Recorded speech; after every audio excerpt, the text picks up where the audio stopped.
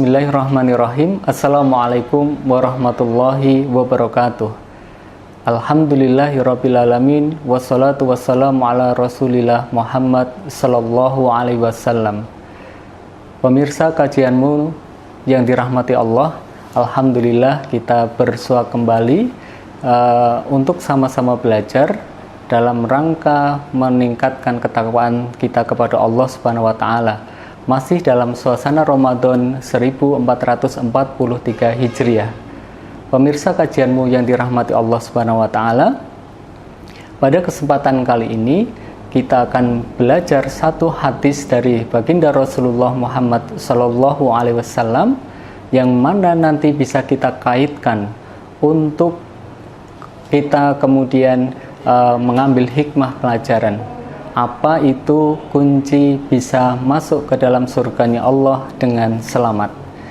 Hadis yang diriwayatkan dari Abdullah ibnu Salam ketika beliau menceritakan perjalanan baginda Rasulullah Shallallahu Alaihi Wasallam ke kota Madinah dan kemudian disambut gegap gempita oleh orang-orang Madinah karena ingin bertemu dengan manusia yang mulia. Ketika kemudian berhasil bertemu dengan manusia yang mulia, Rasulullah Shallallahu Alaihi Wasallam kemudian saling berebut untuk menjangkau beliau. Beliau pertama kali apa yang disabdakan, apa yang diucapkan, itulah yang kemudian nanti akan bisa menjadi pelajaran bagi kita semua. Apa yang disabdakan oleh Rasulullah Shallallahu Alaihi Wasallam? Beliau menyampaikan 4 poin kunci untuk kemudian seseorang itu bisa masuk ke dalam surga dengan selamat. Pertama, kemudian sebelum mengawali apapun, beliau bersabda, "Ya ayyuhan nas, wahai sekalian manusia," yang menunjukkan bahwa ini adalah pesan kepada siapapun, terutama tentunya kepada umat Islam. Afsus salam, tebarluaskanlah salam, sebarluaskanlah salam. Nah, ini adalah poin atau kunci yang pertama. Apa yang dimaksud dengan menyebarluaskan salam? Tentu kita bisa mendapatkan pelajaran yang pertama, salam dari sisi makna lisan. Kita dianjurkan sebagai orang Islam untuk kemudian membiasakan uluk salam, bertemu dengan saudara, bertemu dengan siapapun yang itu adalah saudara seakidah. Jauh lebih utama ketika bertemu itu adalah mengucapkan salam, assalamualaikum, dan kemudian yang menerima atau mendapatkan salam menjawabnya dengan waalaikumsalam, atau lebih daripada itu assalamualaikum warahmatullah dan assalamualaikum warahmatullahi wabarakatuh. Artinya, pemirsa kajianmu sekalian, mengucapkan salam ini adalah sesuatu yang memang sangat dianjurkan. Tentu akan mudah ketika seseorang itu bertemu dengan siapapun, itu akan menjalin keakraban dan seterusnya. Hikmah yang selanjutnya adalah ada makna tersirat. Bukankah kita akan merasa berat seandainya kita ada masalah dengan orang lain? Maka jangankan untuk mengucapkan salam, mungkin untuk bertemu saja itu dia akan cenderung menghindar. Maka pesan yang tersirat afsus salam itu adalah kemudian menjaga hubungan baik dengan siapapun. Itu adalah pelajaran yang pertama, pemirsa kajianmu yang dirahmati Allah. Afsus salam, jadi menyebarluaskan salam. Makna yang kedua, salam tidak hanya sekedar dimaknai secara lisan, tetapi juga dengan perbuatan.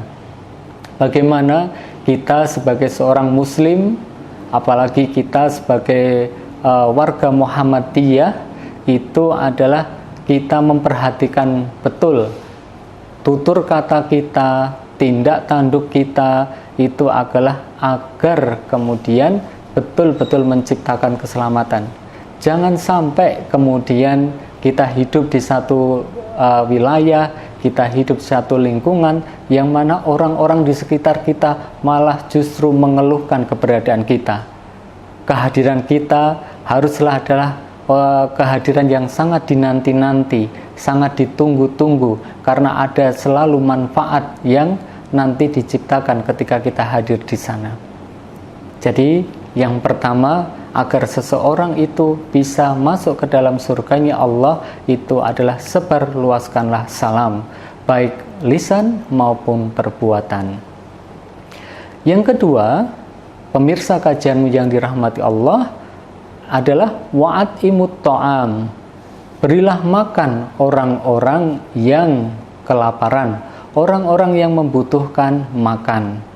Nah, ini adalah pesan moral bagaimana Islam sangat memperhatikan kepedulian sosial.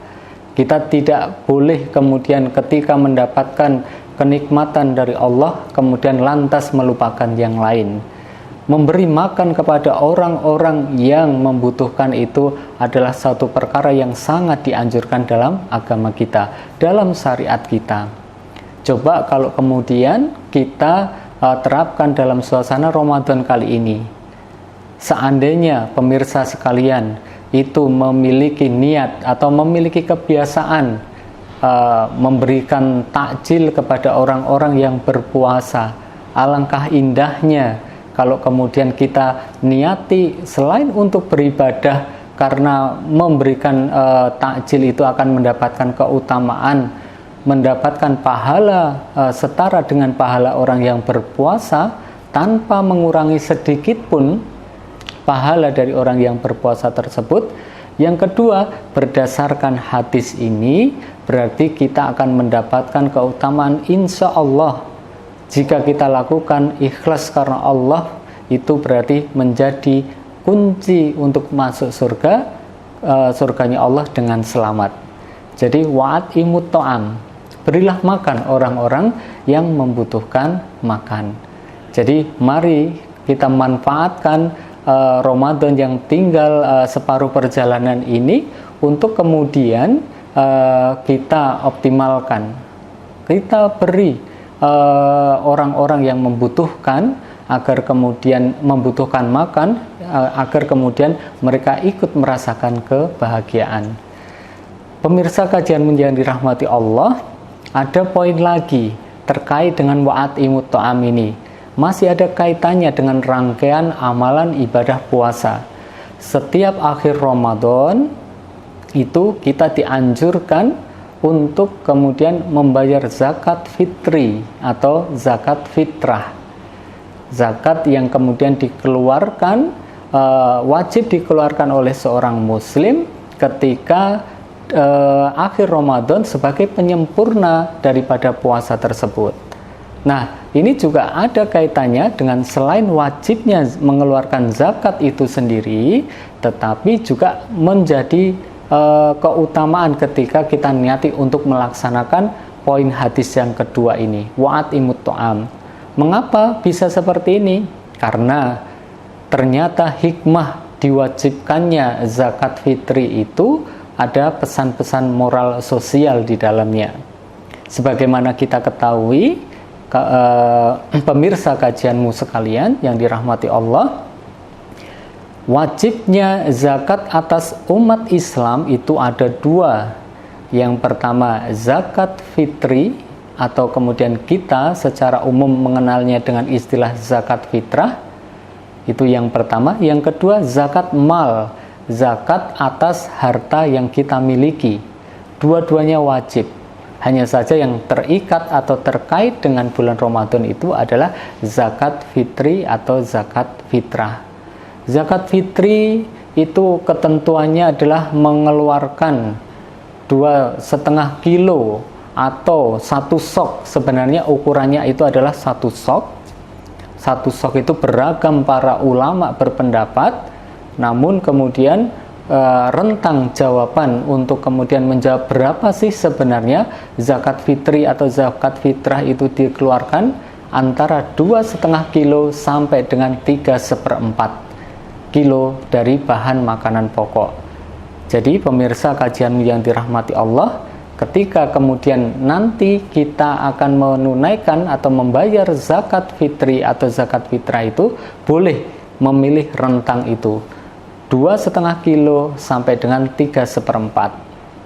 Mungkin kalau misalnya ada yang berpendapat untuk menjaga keamanan itu kemudian mengambil 3 kilo, itu juga tidak masalah. Yang penting ada di dalam rentang ukuran tersebut. Yang selanjutnya adalah siapa sih yang wajib untuk mengeluarkan zakat fitri atau zakat fitrah, atau bahasa yang sederhananya batas minimalnya berapa, atau bahasa yang lain nisabnya berapa. Zakat fitri atau zakat fitrah itu adalah wajib bagi setiap muslim yang apabila dirinya dan kemudian orang-orang yang ditanggungnya itu memiliki cadangan makanan untuk sehari semalam. Jadi ketika ada seorang kepala rumah tangga atas dirinya dan orang-orang yang ditanggungnya, misalnya istri, anak-anaknya, atau bersama di dalam rumahnya itu hidup juga orang tua atau kerabatnya, atau siapapun yang ditanggung oleh dirinya itu, dan kemudian dia mampu untuk memberikan makanan dan cadangan makanan sehari semalam, maka dia terhitung wajib mengeluarkan zakat fitri atau zakat fitrah. Yang selanjutnya, zakat fitri atau zakat fitrah ini adalah dikeluarkan mulai dari awal Ramadan, tidak masalah. Ada beberapa ulama yang membolehkan, tetapi kemudian keutamanya di akhir Ramadan, dan batas maksimal penunaiannya itu adalah ketika sholat Id akan diselenggarakan.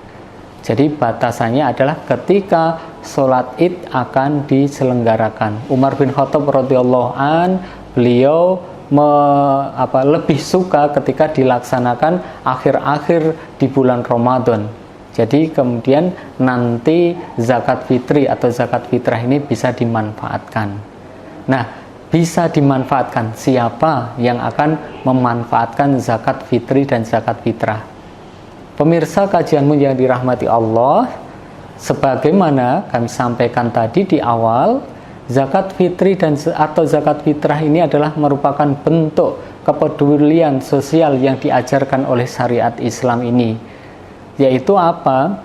Ketika Idul Fitri, hari raya umat Islam di akhir bulan Ramadan, di awal Syawal, itu adalah hari untuk bersukacitanya kita. Bersukacitanya karena ada hari raya. Nah, karena adanya hari raya tersebut, banyak kita itu bersukacita dengan kemudian karena kemarin berpuasa, sekarang harus makan, kita harus kemudian merayakannya dengan kebahagiaan dan seterusnya. Kita harus mengingat bahwasannya di tanggal tersebut, tanggal 1 Syawal tersebut, belum tentu semua orang itu merasakan kenikmatan, bisa makan dengan nyaman, makan dengan enak, dan seterusnya. Artinya ada sebagian dari saudara-saudara kita yang lain itu kekurangan. Maka disinilah hikmah daripada zakat fitri itu ditunaikan. Makanya kemudian Imam Maliki, Imam Syafi'i, Imam Hambali itu mengharuskan zakat fitri itu harus berupa bahan makanan pokok. Karena apa? Hikmahnya zakat fitri itu adalah agar kemudian orang-orang yang kekurangan, yang tidak bisa merayakan hari raya dengan kebahagiaan, tidak memiliki makanan, mereka memiliki kesempatan untuk kemudian merayakan dengan kebahagiaan. Sedangkan kalau Abu Hanifah lebih longgar, Imam Abu Hanifah membolehkan, tidak harus dengan bahan makanan pokok, tetapi apapun yang kemudian senilai dengan itu, bahkan kemudian boleh diganti dengan uang, sehingga tetap dirasakan manfaatnya. Pemirsa kajianmu yang dirahmati Allah, wa'at imut to'am, kembali kepada makna hadis tadi. Berarti kita itu adalah ada pesan-pesan moral untuk kemudian kita itu berbagi kepada orang-orang yang membutuhkan. Maka ketika menunaikan zakat fitri atau zakat fitrah, mari kita niatkan tidak hanya sekedar untuk menggugurkan kewajiban seorang muslim yang sudah mampu dengan kriteria yang sudah kami sebutkan tadi di awal, tetapi berharap kepada Allah agar kemudian zakat fitri yang ditunaikan itu kemudian bisa menghantarkan kita masuk ke dalam surga dengan selamat. Poin selanjutnya, pemirsa kajianmu yang dirahmati Allah, yaitu matan hadis yang ketiga adalah wasilul arham, dan menyambung tali silaturahim. Ini kalau kita jabarkan juga ada kaitannya dengan bulan Ramadan. Adat kebiasaan kita, masyarakat kita, khususnya di Magelang ini, adalah ada tradisi ujung ketika habis sholat id, kemudian silaturahim ke tetangga-tetangga untuk kemudian lebur dosa, bahasanya seperti itu adalah kalau kemudian mengacu kepada hadis ini, wasilul arham, sambunglah silaturahim. Mari kita kemudian gunakan ini kesempatan untuk menyambung silaturahim. Mungkin sama-sama tinggal di Magelang, tapi satu dengan yang lain masing-masing sibuk dengan urusannya, sehingga tidak pernah bertemu suasana Ramadan, dan akhirnya nanti di bulan Syawal ketika Lebaran itu kesempatan untuk bertemu. Tidak hanya untuk saling memaafkan, tetapi ada niat di situ menyambung tali silaturahim. Itu apa? Keutamaannya karena sekali lagi dengan menyambung tali silaturahim itu adalah juga merupakan kunci bisa masuk surga dengan selamat. Dan pemirsa kajianmu yang dirahmati Allah, yang terakhir pesan dari baginda Rasulullah dalam hadis ini adalah wasallu billaili wan nasun niyam, dan sholat malamlah ketika manusia kebanyakan sedang dalam keadaan tidur. Kita sudah tahu pasti selama bulan Ramadan kita dilatih untuk melaksanakan sholat malam. Apa itu? Sholat taraweh. Sholat taraweh itu adalah sholat yang dilaksanakan setelah sholat isya secara berjamaah. Umumnya di wilayah kita di Magelang ini kita melakukan sholat itu. Nah, yang kemudian menjadi kesalahan dalam tanda kutip, kebanyakan dari kita menganggap setelah Ramadan selesai berarti sholat malamnya selesai. Artinya sudah tidak ada lagi tarawih, betul, tetapi harusnya kemudian kebiasaan sholat malam itu terus dilazimi, dibiasakan, sehingga apa? Kita bisa melaksanakan poin yang keempat tadi, yaitu apa? Wasallu billaili, dan sholat malam wan nasun niyam, ketika orang-orang dalam keadaan tidur.